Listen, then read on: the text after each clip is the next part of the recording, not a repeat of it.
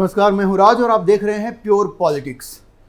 आज की तारीख में सारी दुनिया में अमेरिका के B-2 स्टील्थ बॉम्बर की धूम मची हुई है, जिसने ईरान के फोर्डो परमाणु ठिकाने पर 4,20,000 पाउंड भारी बम गिराकर तबाही मचा दी है।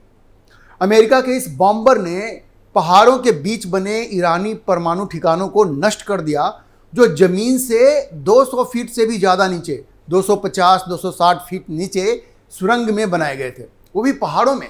आप सोचिए, 200 फीट से भी ज़्यादा नीचे। आप सोच सकते हैं कि ये बॉम्बर कितने खतरनाक हैं। आज मैं आपको इस पूरे मिशन के बारे में बताऊंगा, B-2 स्टील्थ बॉम्बर के इस मिशन के बारे में, साथ में इन B-2 बॉम्बर्स की कुछ ऐसी बातों के बारे में आपको बताऊंगा कि आप जानकर हैरान रह जाएंगे, दंग रह जाएंगे। सबसे पहले तो आप ये जानिए कि ये जो ऑपरेशन अमेरिका ने किया ईरान के परमाणु ठिकानों पर, उसका नाम था ऑपरेशन मिडनाइट हैमर, जिसमें 3 परमाणु ठिकानों पर हमले किए गए। इसमें खास करके जो फोर्डो का जो परमाणु ठिकाना था, उस पर इस B-2 स्टील्थ बॉम्बर का इस्तेमाल किया गया और कुल मिलाकर के 4,20,000 पाउंड भारी बम उस पर गिराए गए, बंकर बस्टर बम, जिससे कि वो पूरी तरह से तहस नहस हो गया। अब देखिए, इस ऑपरेशन में 7 B-2 स्टील्थ बॉम्बर्स का इस्तेमाल किया गया, जिन्होंने कुल 14 GBU-57 बंकर बस्टर बम गिराए। अब एक जो GBU-57 बंकर बस्टर बम होता है, जिसको मैसिव ऑर्डिनेंस पेनिट्रेटर भी कहते हैं, उस एक बम का वजन लगभग 30,000 पाउंड या 15 टन होता है। और एक जो B-2 स्टील्थ बॉम्बर होता है, उसमें 2 इस तरह के बंकर बस्टर बम रखे जा सकते हैं, उनको फिक्स किए जा सकते हैं। 2 GBU-57 बम बंकर बस्टर बम जो है, वो एक इस तरह के B-2 स्टील्थ बॉम्बर में आ सकता है। तो कुल मिलाकर 14 GBU-57 बंकर बस्टर बम इस मिशन में गिराए गए, और अगर देखें टन में तो इसका पूरा वजन हुआ 210 टन। अब सबसे खास बात यह है कि ये बॉम्बर, ये बड़ी खास बात है, इसको ध्यान से सुनिए। ये बॉम्बर कुल 37 घंटे लगातार उड़ते रहे। आप सोचिए, 37 घंटे लगातार। आखिर ये कैसे हुआ?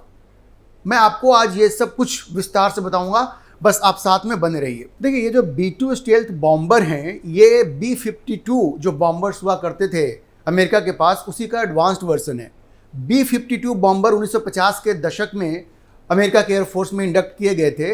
ये जो B-2 स्टील्थ बॉम्बर है, ये 1997 में इंडक्ट किया गया। और आप ये समझिए कि ये जो इसमें स्टील्थ फीचर्स हैं, ये जल्दी रडार की पकड़ में नहीं आता। जैसे आजकल के 5th जनरेशन फाइटर एयरक्राफ्ट होते हैं ना, जो रडार की पकड़ में नहीं आते, स्टील्थ फीचर होता है, उस तरह से B-2 स्टील्थ बॉम्बर में ये स्टील्थ फीचर है। 1997 में पहली बार इंडक्ट हुआ, मैंने आपको बताया। इसकी कीमत आप समझ लीजिए कि कितनी है। एक B-2 स्टील्थ बॉम्बर की कीमत 2 बिलियन से भी ज़्यादा है, 2.1 बिलियन $2.1 बिलियन $। अब आप ये समझिए कि एक F-35 जो फाइटर जेट है, उसकी कीमत होती है अमेरिका में लगभग 80 मिलियन $। और जब वो एक्सपोर्ट वर्जन बनता है, तो सब टैक्सेस वैक्सेस लेकर के वो 100 मिलियन $, के बराबर होता है। मतलब एक F-35 की कीमत होती है 100 मिलियन $। लेकिन ये जो B-2 स्टील्थ बॉम्बर है, एक B-2 स्टील्थ बॉम्बर की कीमत होती है 2.1 बिलियन $। तो आप समझ सकते हैं कि एक B-2 बॉम्बर के सामने F-35 जैसे विमान की क्या हैसियत है। अब अमेरिका के पास कुल मिलाकर के ये जो फ्लीट है उसका, इस बॉम्बर का, वो 20 इस तरह के स्टील्थ बॉम्बर अमेरिका के पास हुआ करते थे। B-2 स्टील्थ बॉम्बर 20 हुआ करते थे अमेरिका के पास। लेकिन 2008 में एक क्रैश हो गया, जिसमें कि एक जो इनका B-2 बॉम्बर था वो नष्ट हो गया, क्रैश हो गया उसका। तो आज की तारीख में उनके पास कुल मिलाकर के 19 इस तरह के B-2 स्टील्थ बॉम्बर हैं। अब देखिए, इसका स्टील्थ फीचर है, ये जो B-2 बॉम्बर्स इस ऑपरेशन में जो यूज किए गए हैं, जिसका नाम है मिडनाइट हैमर, ये ईरान में जो ऑपरेशन हुआ अमेरिका का, उसका नाम मैंने आपको बताया मिडनाइट हैमर है। इसमें कुल मिलाकर के 7 B-2 बॉम्बर्स का इस्तेमाल किया गया। और आप ये सोच रहे होंगे कि अब एक तरफ से जो दूरी है वो तकरीबन 18 घंटे की है। 18 घंटे में एक तरफ की वो दूरी तय करता, और उधर से लौटने में 18 घंटे और 1 घंटे और आप मान लीजिए, क्योंकि बीच में रिफ्यूलिंग वगैरह भी होती है, काफ़ी रिफ्यूलिंग हुई है इसकी, बीच में तेल भरा गया इसमें। तो कुल मिलाकर के 37 घंटे लगातार जो 2 पायलट थे इसके अंदर वो उस विमान में मौजूद रहे। तो आखिर कैसे 37 घंटे कोई एक विमान में कैसे रह सकता है? 37 घंटे लगातार कोई कैसे उड़ सकता है? ये अपने आप में एक बहुत बड़ा सवाल है जिसका मैं आपको जवाब दूंगा। मैं आपको बताऊंगा कि कैसे ये जो 2 पायलट हैं इस B-2 स्टील्थ बॉम्बर में, वो कैसे, उनके लिए क्या व्यवस्था होती है अंदर, ये जानना आपके लिए बड़ा दिलचस्प होगा। हर किसी के मन में ये सवाल आता है कि 37 घंटे लगातार उड़ना आखिर ये कैसे संभव है। जैसे मैंने आपको बताया कि 37 घंटे ये लगातार बॉम्बर्स उड़े हैं और ये अफगानिस्तान में पिछली बार जब ये इस्तेमाल हुआ था इन B-2 बॉम्बर्स का 2001 में, उसके बाद पहली बार इतनी लंबी उड़ान इन B-2 बॉम्बर्स ने भरी है। ईरान में जा कर के वहाँ पे परमाणु ठिकानों पर इन्होंने हमला किया और उसको बर्बाद किया है। वैसे ये जो B-2 बॉम्बर्स हैं, इनके जो पायलट होते हैं उनको अलग से ट्रेनिंग दी जाती है। ये आम पायलट नहीं होते हैं, क्योंकि इनको दूर दूर जाना होता है, इतनी लंबी जर्नी पर उनको जाना होता है, इतना लंबा दूरी होता है, तो इनकी ट्रेनिंग बड़ी अलग होती है। ग्रूलिंग फ्लाइट्स होती है, बिल्कुल इनको इसी तरह से ट्रेन किया जाता है कि इन लंबे लंबे सॉर्टीज के लिए वो तैयार रहें, इतने लंबे लंबे यात्रा के लिए वो तैयार रहें। ये कोई हर पायलट इस B-2 बॉम्बर को नहीं उड़ा सकता, इसके स्पेसिफिक पायलट्स होते हैं। हर पायलट इस B-2 बॉम्बर को नहीं उड़ा सकता। अच्छा, आप ये समझिए कि जो B-2 स्टील्थ बॉम्बर्स होते हैं ये किसी भी मिशन पर अकेले नहीं जाते, क्योंकि इनका काम बम गिराना है। इनके पास कोई वैसी अपनी डिफेंस की कोई मैकेनिज्म नहीं है।